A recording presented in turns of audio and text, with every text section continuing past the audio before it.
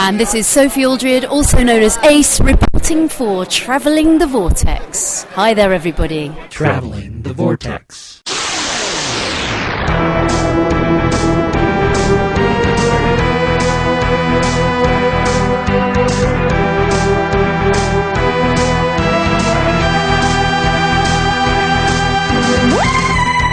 So hello and greetings once again from Los Angeles, Gallifrey One. The, what is this, 26 seasons? Yes, 26 seasons. 26? Yeah. 26, because last year was the anniversary. Yep, 26 seasons. I'm Shaun from Traveling the Vortex. I'm Mel. And I'm Mich from the Five-ish Fangirls. And we are coming to you at the end of a very long day two. Very eventful day two. Had a lot of stuff really going on today, it seemed like. Mm-hmm. Yes, a lot of surprises. Some good. Yes. Some... Anything stand out in your mind as a highlight of the day, Mitch? The Inspector Spacetime read-through. Which was awesome. Yeah. So I got to hear the entire script of the movie that I hadn't already. Because they did a prequel, and I watched the prequel. And then I had, because I had my panel at 10. And then I went and, because I had forgotten, I had got a couple prints, and I put them down somewhere, and forgot about them. That was one of the not so awesome. That was one of the best. Realizing she'd lost a purchase from yesterday. Yes, but after my panel, I went back through the dealer's room because I figured that was where I'd left it, and I found them. That was one of the more awesome. That was one. Because I had left them at Ellis George, who played Courtney Woods. I left them at her table, and she held on to them for me, and so I got them back. And then after I got them back, I went back to the room, back to Program C for the Inspector Spacetime read-through, and came in just as they got to the part where the prequel ended. So, and it sounds amazing. Can't give any spoilers, obviously, no spoilers. But it sounds amazing. So if you're at all interested in that, that's something to look forward to. It's cool that they've managed to take that little nugget of an idea from another show and really kind of turn it into something that people are excited about. So I know what Sylvester McCoy's role in the movie's going to be. I didn't know he was in it. Yeah. They announced... I'd heard Chase Masterson, and I'd heard, obviously, there was the big thing last year, remember? When they made the announcement that he was going to be in it? No, but I'm old. I forget things. Yeah, there was a big... With the Indiegogo campaign that we talked about on one of the updates last year. Okay. So... But I've completely blocked that, apparently, from... Yeah, so, yeah. So that was very cool. Mel and I had... what were we doing while she was in her panel? Well, we were in her or panel. Not that. The Inspector Spacetime panel. What were we doing while... At 11? It was like 11 to 1, I think. Let's see, because we had... we were doing our photo thing with... oh, that's right. We got our photo with Barrowman, which took about... Well, we thought. a rather large chunk of... yeah. Yeah, I don't know how much I want to go into that story. No, we'll save that for the podcast. I'll save that one, yeah, but that's kind of that was another not so cool thing that happened today. But we got it. So we'll leave it at that. But then we also got knocked out Sophie Aldred's autograph, which was very cool. Sophie was amazingly gracious and fun, and Mel's had such a huge squee moment. You want to tell them about that? Okay. It's like this. So, we're standing in line, and Shaun had just got to taking a picture, or I had him take a picture of the big finish line because there was such a huge line, and we were I was totally taken back by how many people were there to get autographs for the big finish line. And he had overheard one of the con members, directors or whatever, the people that guide you to different places. Con ops, had said something about Sophie's line being over here, and Shaun's ears perked up because that was the only one of the classic companions that we needed. So he's like, hey, Mel, come over here. We need to get in Sophie's line. So we got in Sophie's line. We get in there, and we're talking to these other people in line as we go. And they finally said, okay, it's your turn. So we go in, and we get up to the table, and the handler, I hate using that word, but the person that is assigned to Sophie says, don't sign her autograph yet, or don't sign anything for her. And I'm like, well, what'd I do? And she says, don't sign anything until she turns around and shows you her back. And Sophie's like, what? And I'm still like, all I can hear is don't sign anything for her. So I'm kind of standing there like, well, what'd I do? She goes, no, turn around and show her your art. And I'm like, oh, okay. So I turn around, and Sophie's like, oh my. And she goes, you gotta let me take a picture of it. I'm like, oh, let me get this. Sophie wants to take a picture of me? Yes. So I spin around, and I'm like, I'm having a hard time sitting still, and I'm like, Shaun, is she done yet? And she finally takes a picture. She goes, that is magnificent. And goes on and on about it, and I'm like, just about forget about getting the picture signed. But yeah, we finally get the picture signed, and yeah, regardless, Sophie took a picture of me.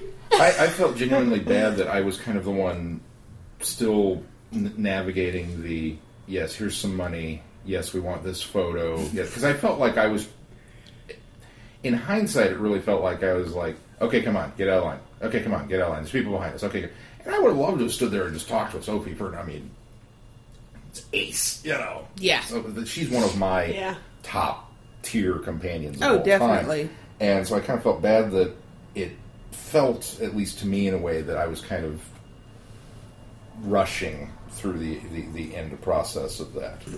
But she was very taken with your tactic. Now, this we probably should mention, this comes on the heels of all day people pawing at Mel their back piece and showing off her TARDIS.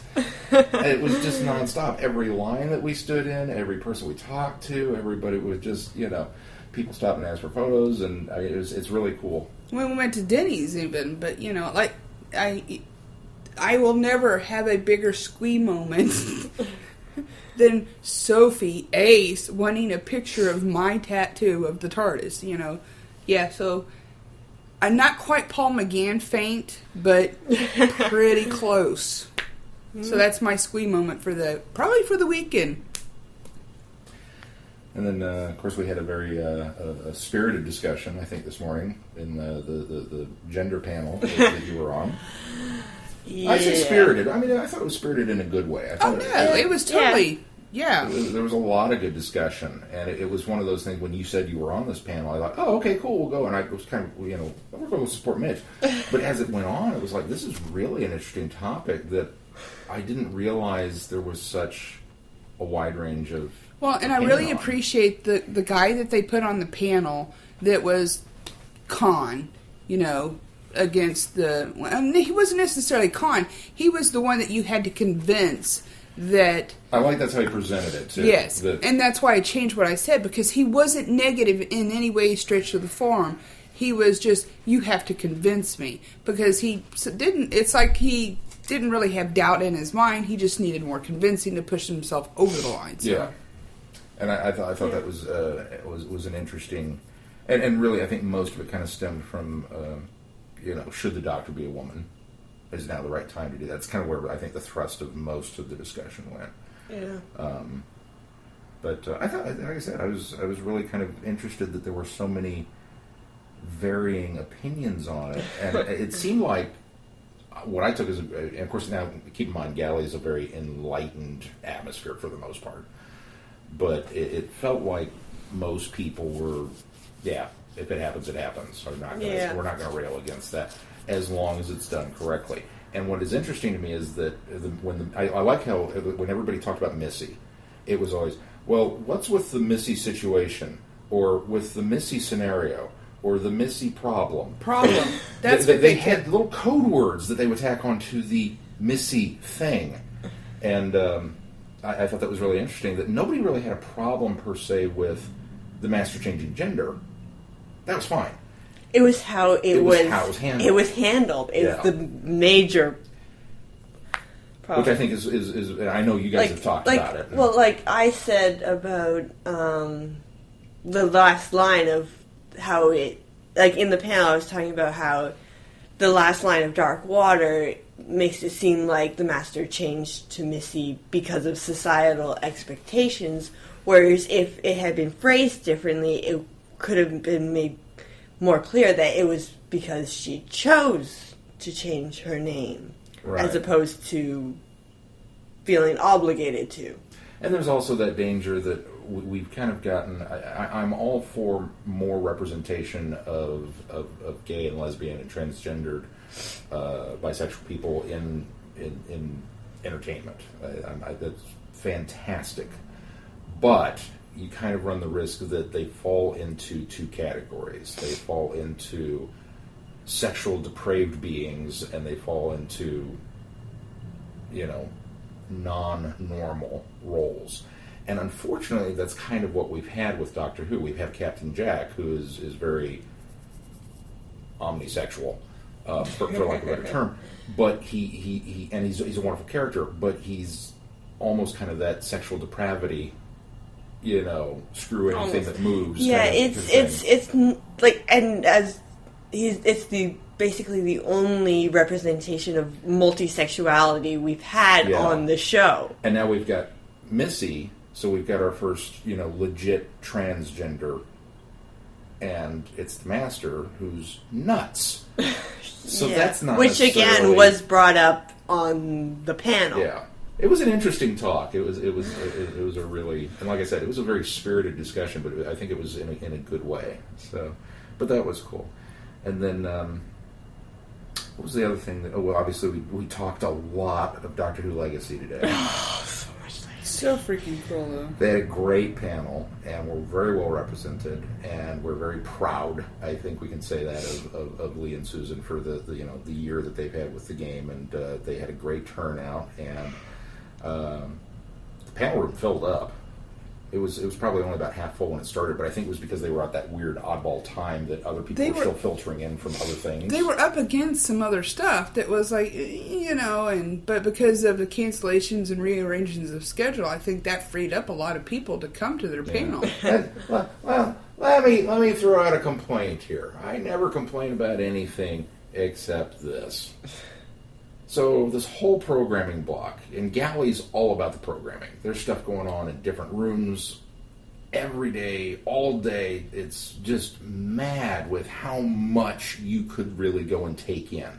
Yeah. You could not get a single autograph in this place. You could just go to panels all day long and not scratch the surface of what's available, which is great. It's fantastic to have such a glutton of information available. Well, and choices. And choices. So many choices. Maybe you're into this, but not this. Fantastic. We've got that. Here's the problem.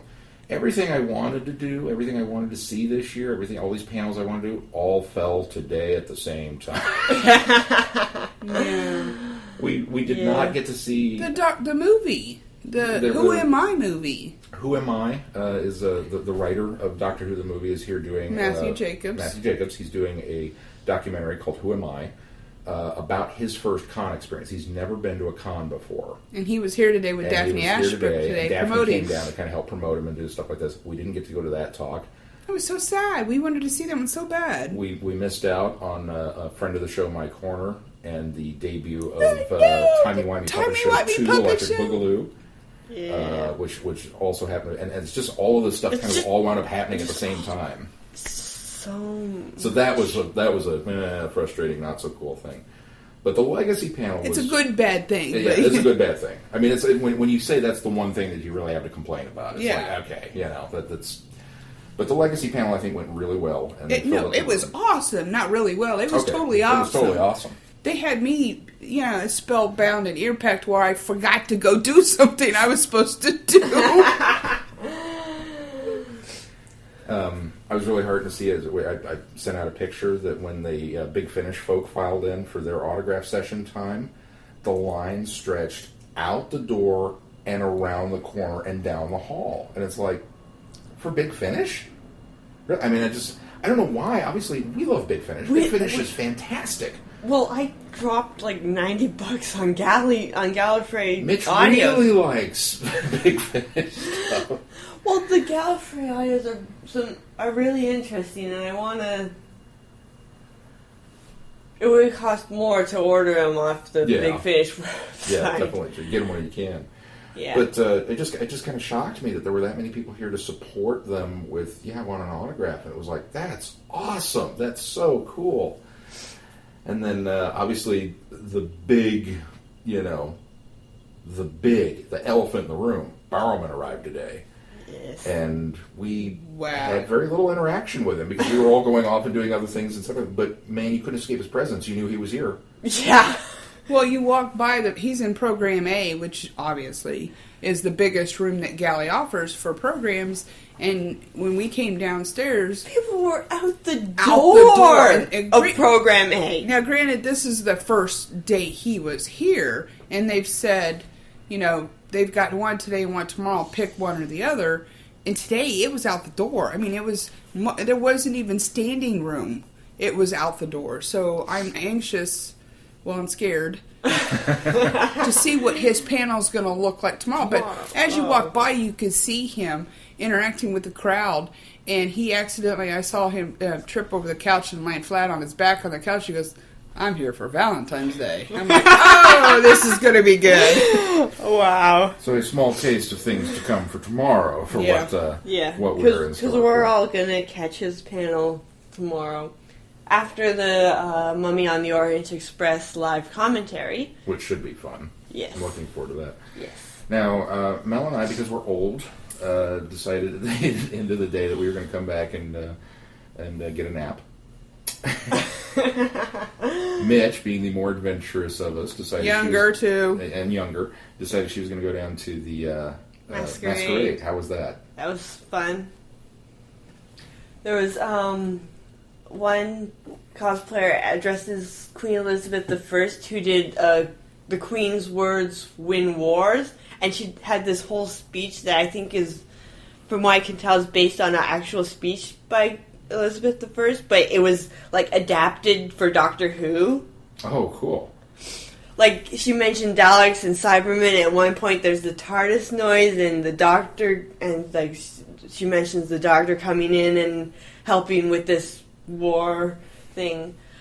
It was really inspiring and big, and that's kind of the fun thing with the Masquerade. It's not just the costumes, but the little skits, and the stuff that people kind of come up with. And that's why I know when we first talked about it, we kind of felt like the Masquerade was cool, but it wasn't. I know that's kind of the big galley event that they really.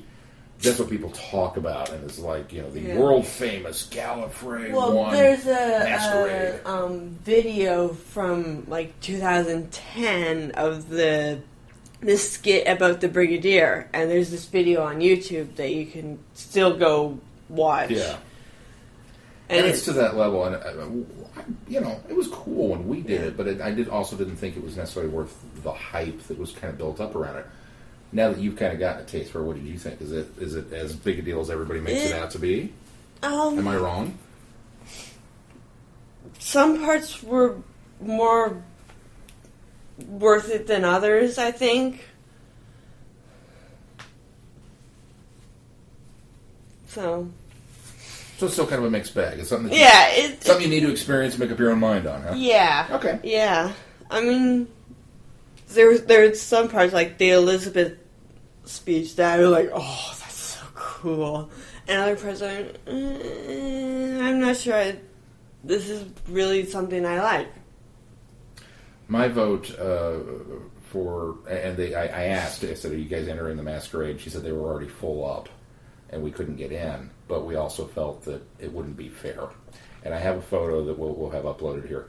It was a couple and their baby, a wee baby. This was a tiny baby, in a stroller. But the stroller had a Dalek bumper casing around it, like a full-blown, Dalek skirt with a mutant, and the baby was in the mutant Dalek in the blobby thing.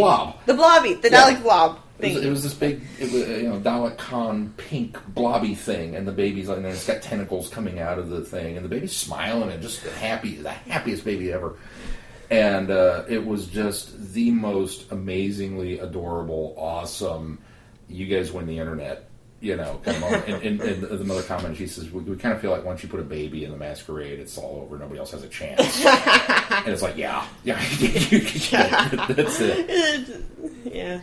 But I took pictures and brought them back to Mel, and she was like, "Oh, that's really cool." And then we saw them coming back when we went to dinner, and they were coming down the street, pushing this stroller down the road. I was like, "Look at this thing!" And that's when she was like, "Oh yeah, that's awesome."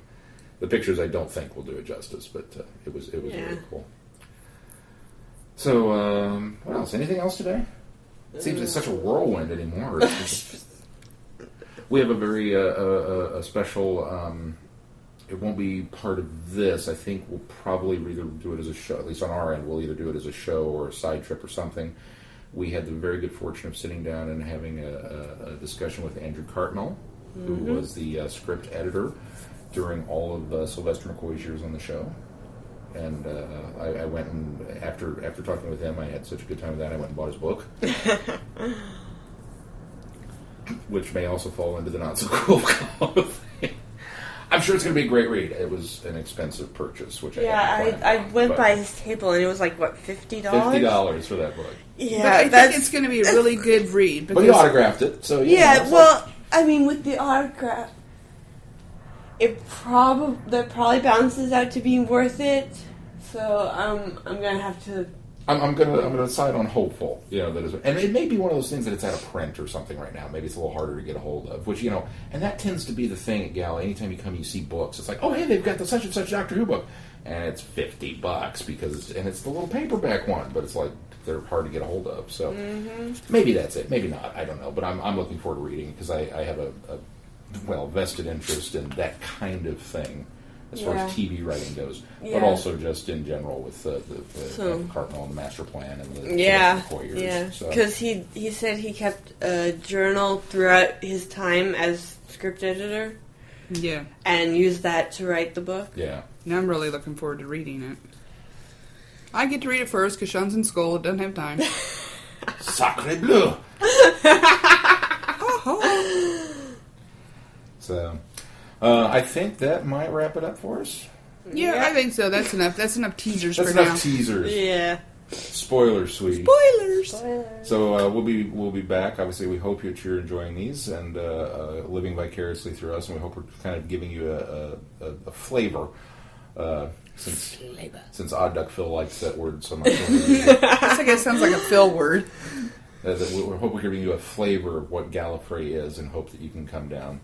And obviously you will hear more in-depth and in detail of our adventures and misadventures on our respective podcasts, Traveling the Vortex and the 5-ish Fangirls.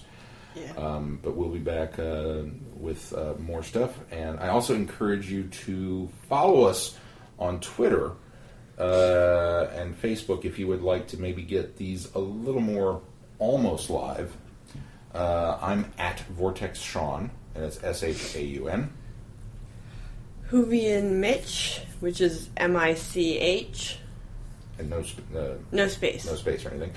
And I am at Ink for Uni Who. Sorry, I haven't tweeted for a long time, but I just downloaded TweetDeck or Tweetcaster again, so because I'm like, okay, I've got to share this, especially my squee moment. I didn't have it on my phone. It's like, Sean, do that for me. So, yes, I am finally got the app downloaded again, and I will try my best to send out some updates as well the last day of the con. I should probably do that more, because during the Radio Free Scaro panel, I was retweeting a lot of stuff, and to the 5-ish Fangirls tweet stream. But, I should tweet more. I said something on my Facebook page or on our the official Facebook page for the Vortex site earlier today, because I realized, once again, I love Instagram. I really, really, really enjoy the fact that I can take a picture and it allows me to post to Facebook and Twitter simultaneously. That's cool. I do not like the fact that Instagram will not allow me to add a secondary account, so I cannot send things to the Traveling the Vortex Twitter or Facebook pages from that, so it all goes to mine. So if you're really, really, really interested, like I said, follow my Facebook page or my Twitter, the @Vortex Shaun, because even though @Travel Vortex is sending stuff out, I think the majority of it's probably coming through my personal feed because I can't get it all to switch over. And so, follow me, and I'll, I'm not going to complain if I have a couple more thousand friends. He'll say hi to every last one of you. I swear he will. Kind of the social butterfly. So. Yeah. But, so if you'd get some more updates that way, please do that. We hope we can get some more stuff for tomorrow. We've got a few big things planned that hopefully will come to fruition and be kind of cool and exciting there. So, but we'll talk more at you later. In the closing out, I'm Shaun. I'm Mich. I'm Mel. And thanks for listening. And we're signing off from Gallifrey One, 26 seasons. Good night, babies.